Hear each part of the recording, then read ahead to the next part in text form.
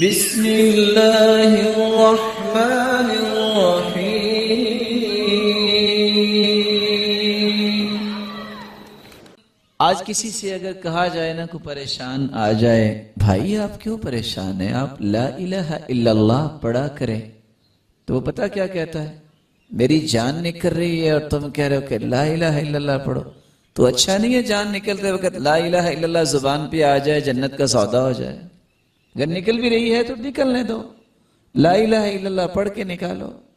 افضل الذکر لا الہ الا اللہ، سب سے افضل ذکر لا الہ الا اللہ ہے۔ کثرت سے لا الہ الا اللہ کہنے والے سے رب تعالی 99 بلائیں دور کر دیتے ہیں۔ کون سی بلائیں؟ جس دنیا میں رہ رہا ہے۔ ادناها الہم، سب سے چھوٹی بلا غم ہے۔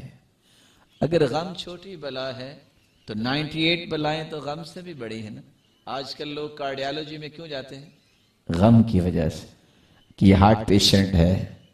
اس کا مطلب یہ نکلا کہ اس سے بھی 98 بڑی بلائیں دور ہو سکتی ہیں اگر ہم چلتے پھرتے یہ پڑھیں لا الہ الا اللہ۔ یہ کلمہ کتنا مبارک ہے، یہ کلمہ کتنا پیارا ہے۔ کسی کی زبان پہ اگر جاری ہو جائے فوت ہوتے وقت، دخل الجنہ کی خوشخبری آ جاتی ہے کہ یہ شخص جنت میں داخل ہو گیا۔